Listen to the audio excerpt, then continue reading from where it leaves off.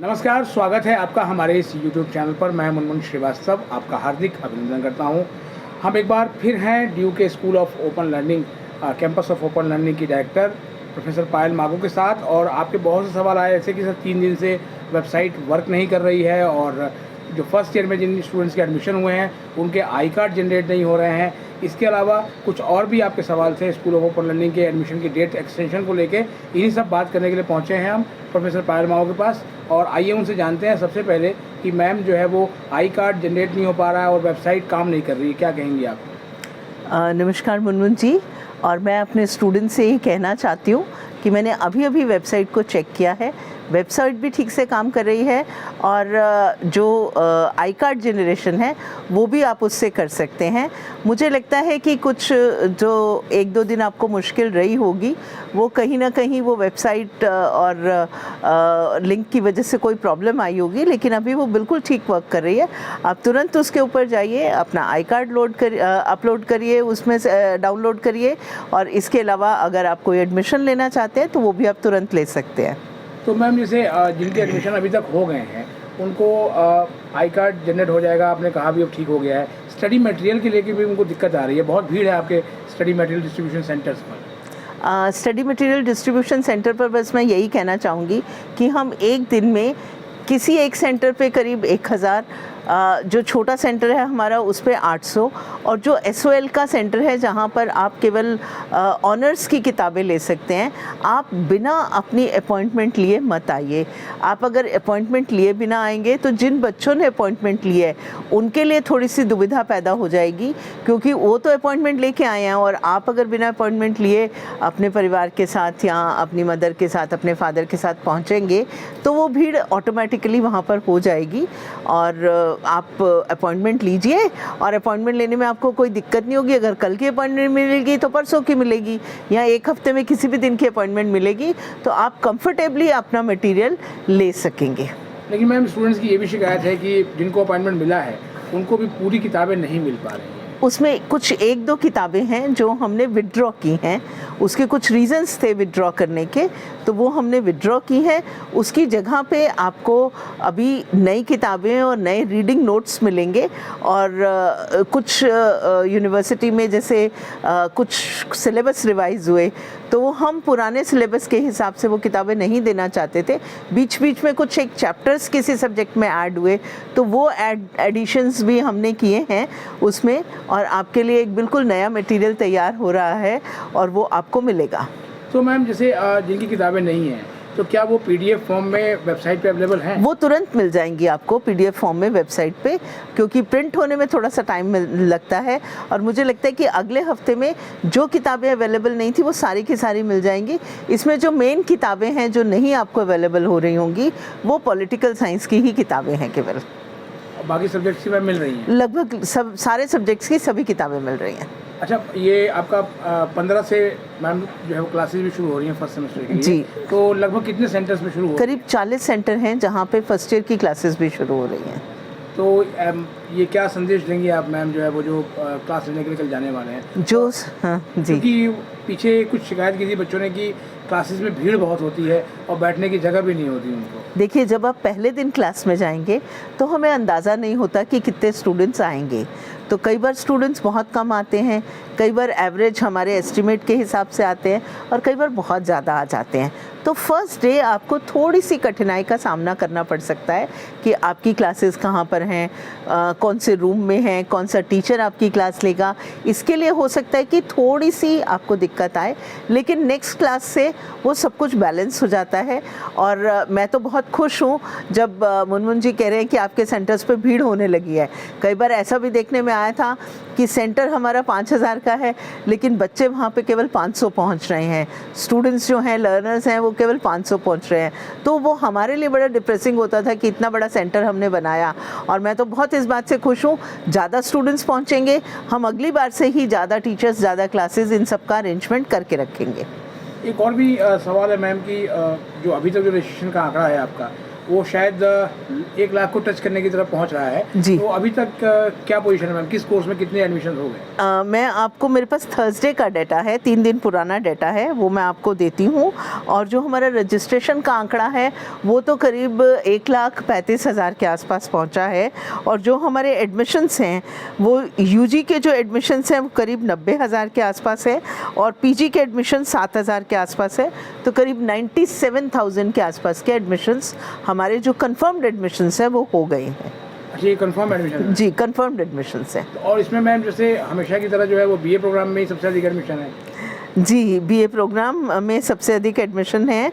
और BA programme के हमारे बहुत सारे एक्चुअली कोर्स वो चलते हैं, डिफरेंट कॉम्बिनेशंस चलते हैं, जिसमें English, Hindi, psychology, computer science, economics, education, history, mathematics, political science, Sanskrit, Urdu. तो ये सब कॉम्बिनेशन चलते हैं। और इसमें जो इस समय सबसे ज़्यादा कॉम्बिनेशन के एडमिशन्स हैं वो बीए विद पॉलिटिकल साइंस हैं। इसीलिए आपको लग रहा है कि पॉलिटिकल साइंस वाली क्लासेस वो स्टूडेंट्स भी ज़्यादा हैं, तो उनकी एक भी किताब अगर रुकती है तो नंबर भी वो ज़्यादा नज़र आता है। अच्छा, ये मैम जो है वो एक और भी सवाल है स्टूडेंट्स का कि आपने घोषणा की थी एक कार्यक्रम में कि 8.5 CGPA लाने वाली गर्ल्स को पूरी फीस माफ़ की जाएगी। अब रिजल्ट आ चुका है फर्स्ट ईयर का, तो अभी क्या स्थिति है मैम? मैं फर्स्ट ईयर का रिज़ल्ट भी आ चुका है और सेकेंड ईयर के भी कुछ रिज़ल्ट्स आए हैं। और हमने एक एक्सरसाइज करी है जिसमें हमने 8.5 से अबव जिन गर्ल्स के आए हैं मार्क्स, उनका हमने रिज़ल्ट निकाल लिया है। और इसमें 8.5 एंड अबव CGPA जो फर्स्ट ईयर के हैं, जितने रिज़ल्ट्स हमारे आ चुके हैं उसमें हमें अभी 13 गर्ल्स इसमें नज़र आ रही हैं। और 13 गर्ल्स हमें नज़र प्लस 13 + 13 26 गर्ल्स मुझे दिख रही हैं इसमें।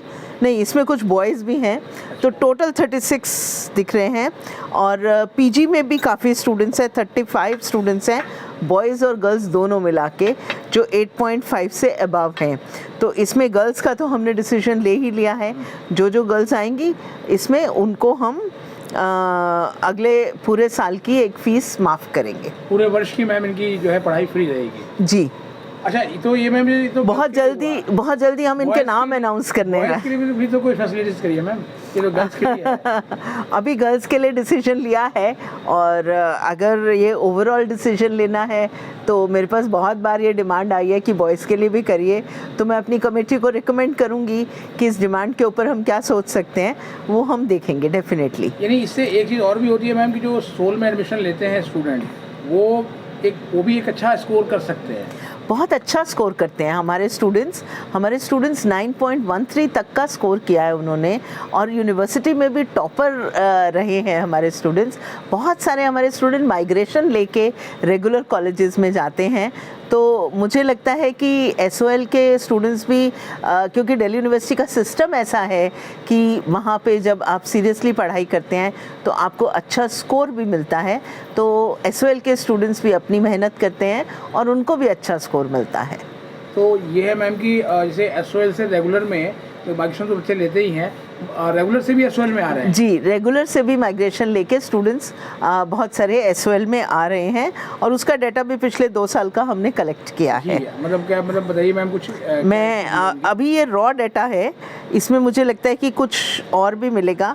मैं आपको उस डाटा के बारे में थोड़ा सा बताती हूँ।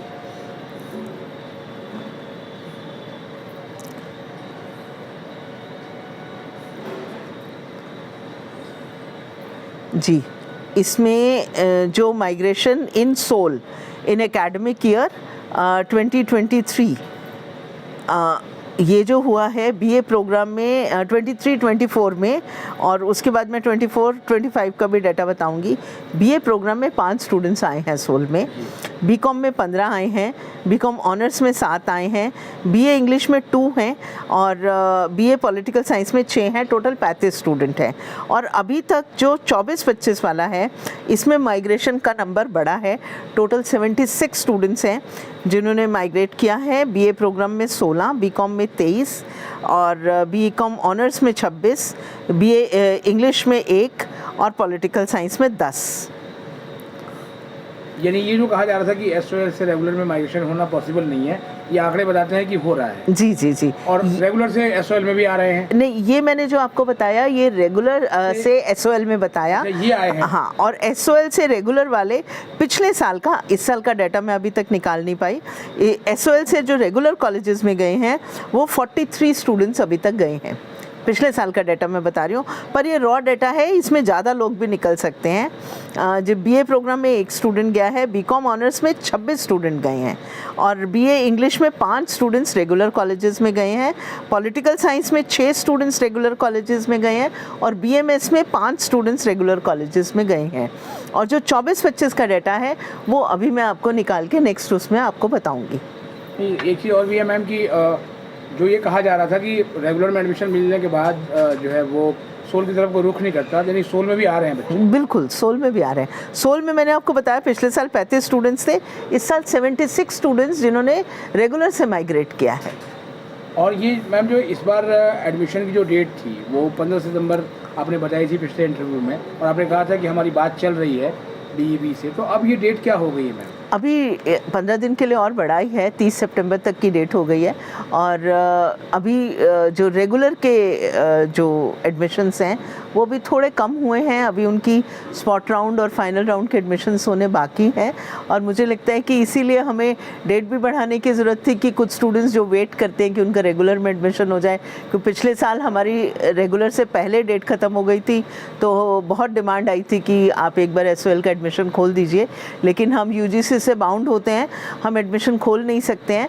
तो इस बार जो यूजीसी से बातचीत करके हमने 15 दिन की डेट और बढ़ाई है, तो 30 सितंबर तक की ये डेट बढ़ी है। तो ये जो डेट बढ़ाई है मैम आपने, ये सभी मतलब जितने भी कोर्सेज हैं यूजी वाले सभी के पीजी के लिए है। यूजी की कुछ कोर्सेज में तो हमारी लिस्ट निकल चुकी है और वो फिलअप भी हो चुके हैं, लेकिन जो बीलिब, एमलिब और एमबीए के कोर्सेज हैं वो अभी ओपन हैं। अच्छा, मतलब ये जो है बाकी मतलब बीलिब के लिए भी जो है वो, बीलिब के लिए भी, एमलिब के लिए भी और एमबीए के लिए भी, ये सारे कोर्सेज के लिए रजिस्ट्रेशन भी ओपन है। इनकी हमने एमबीए की एक लिस्ट निकाली भी है, लेकिन अभी उसमें रजिस्ट्रेशन ओपन है। अभी भी रजिस्ट्रेशन कराया जा सकता है। और एक चीज़ और भी है मैम, जैसे कि जो फीस स्ट्रक्चर की बात है, तो अभी पिछले दिनों काफ़ी हंगामा भी हुआ, आपने बताया भी कि हमने जो है वो तो केवल 500 रुपये फीस बढ़ाई है। तो एफएसएस की क्या स्थिति है मैम? कुछ बच्चे अभी भी लिख रहे हैं कि उनको एफएसएस का पैसा नहीं मिला, फाइनेंशियल सपोर्ट स्कीम का। एफएसएस का हमने 90-95% पैसा बांट दिया है। सिर्फ वही स्टूडेंट्स बचे हैं जिनके अकाउंट में या उनके पूरे डॉक्यूमेंट्स में कोई प्रॉब्लम थी, उनको वो क्लैरिफाई कर लेंगे तो अपना अकाउंट नंबर ठीक से डाल देंगे। कुछ स्टूडेंट्स के पैसे भी वापस बाउंस हुए हैं क्योंकि उनका अकाउंट नंबर ठीक नहीं था।